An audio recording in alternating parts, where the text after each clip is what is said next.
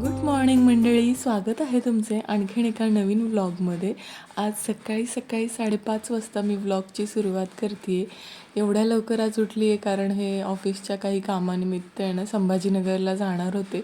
आणि मग जेव्हाही कधी त्यांना असं लवकर जायचं असतं तर याच टायमिंगला उठावं लागतं. आणि हे पहा, सकाळी सकाळी माझं सगळ्यात पहिलं रुटीन आहे की मी पहिली बाल्कनीमध्ये येते. जेव्हाही कधी मी उठेल ना सगळ्यात पहिलं बाल्कनीत येते आणि सगळी माझी झाडं चेक करत असते की कुठे नवीन कुठल्या झाडाला फांदी येते आहे का, एखादी कळी आली आहे का.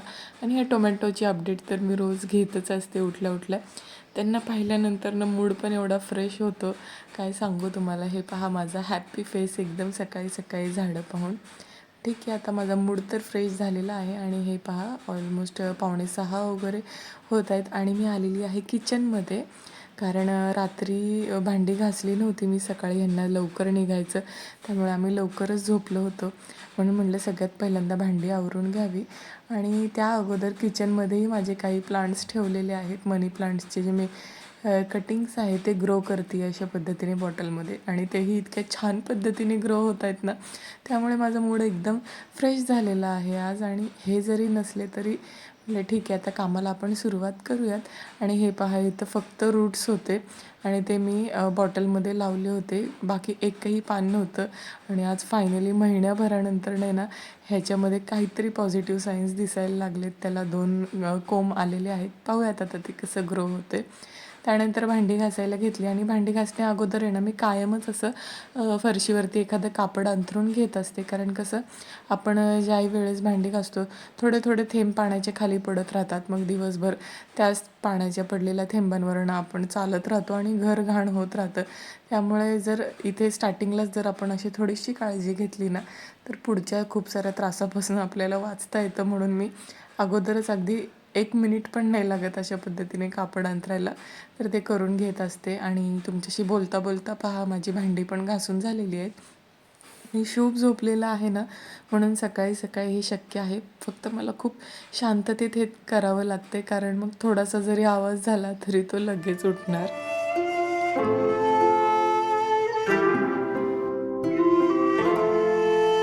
भांडी वगैरे झाले, ओटा पण मी आवरून घेतला व्यवस्थित. त्यानंतर बाथरूममधून गरम पाणी घेऊन आले. सोलरला आमच्या इथे गरम पाणी असतं. आणि मी ना हे पहा, ही ड्रेनेजची पुडी आहे.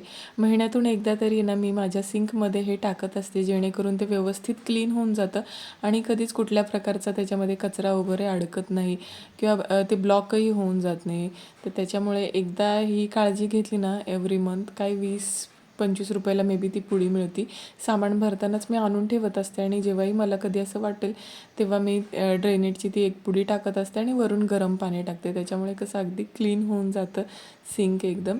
आणि हे पहा, शुभ अजूनही मस्त असा झोपलेला आहे. मध्ये एकदा थोडासा जागा झाला होता, पण मग त्याला केलं मी शांत. आणि मग म्हटलं तो झोपलेला आहे तोपर्यंतच पटकन देवपूजाही करून घ्यावी, कारण फार कमी वेळा असं होतं की ब्रेकफास्ट वगैरे करण्या अगोदर देवपूजा करता येते. म्हटलं आज लवकर उठलेलीच आहे आणि तोही झोपलेला आहे तर पटकन पूजा करून घेते मी.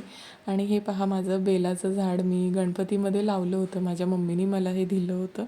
किती छान आता ग्रो करतं आहे ते. सुरुवातीला अजिबात त्याला काहीच पानं वगैरे नव्हते, पण आता छान ग्रो करतं आहे ते. तर एक बेलाचं पान वाहिलं माझ्या महादेवाला, कायमच ताजं ताजं भेटत असतं. आणि मस्त देवपूजा वगैरे झाली, मूडही फ्रेश झाला. आणि मग मी आले किचनमध्ये. म्हटलं आता ब्रेकफास्टच्या तयारीला लागूयात. सगळ्यात पहिलं तर म्हटलं पीठ मळून ठेवूयात, म्हणजे ते छान असं भिजतं.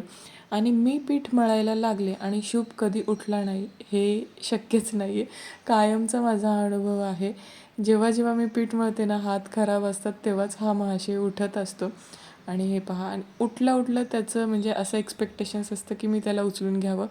आणि आता हे पिठाचे हात भरलेले आहेत. म्हटलं चला पटपट आपण मळून घेऊयात, पण तो काही शांत होईना. मग त्याच हाताने त्याला घेतलं आणि ओट्यावर ठेवलं मी.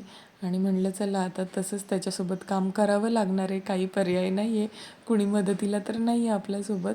आणि तो ओट्यावरती उभं राहायला माहीत नाही का पहिल्यापासूनच खूप जास्त घाबरतो. मग एका हातानेच त्याला धरलं आणि दुसऱ्या हाताने काम चालू केलं.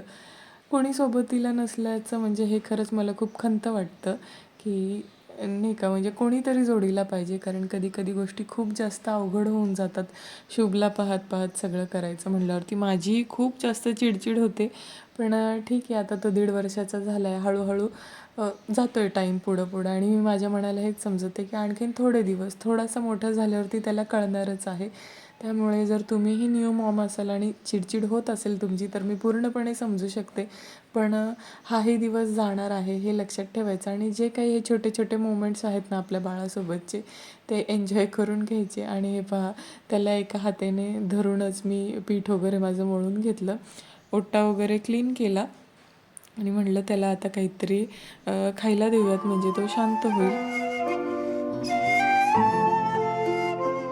शुभला खेळायला मी थोडीशी खेळणी दिली आणि त्याला बिझी केलेलं आहे. आणि झटपट मी किचनमध्ये आले. अगदी माझ्याकडे 10च मिनटं आहेत ब्रेकफास्ट करण्यासाठी, कारण त्यापेक्षा जास्त वेळ तो काही बिझी राहू शकत नाही. म्हणून मी इथे स्क्रॅम्बल्ड एगच करते आहे. नाव जरी किती फॅन्सी असलं ना, तरी एक प्रकारची ही भुर्जीच आहे. मी इथे एक अंडं घेतलं, त्याच्यामध्ये थोडंसं काळी मिरी पावडर, मीठ घेतलेलं आहे. तव्यावर थोडंसं तूप घ्यायचं, त्याच्यामध्ये हे फेटलेलं अंडं टाकायचं आणि त्याच्यामध्ये थोडंसं मी चीज घातलेलं आहे आणि तयार झालेला आहे स्क्रॅम्बल्ड एग. अगदी आवडीने तो खातो. तर मी त्याला इथे त्याचा नाश्ता भरवते आहे आणि आजचा व्हिडिओ मी इथेच एंड करते. तुम्हाला कसा वाटला हे मला कमेंट करून नक्की सांगा. आणि अजूनही चॅनलला सबस्क्राईब केलेलं नसेल तर नक्की करा. भेटूयात आपण आणखीन एका नवीन व्हिडिओमध्ये. तोपर्यंत बाय बाय.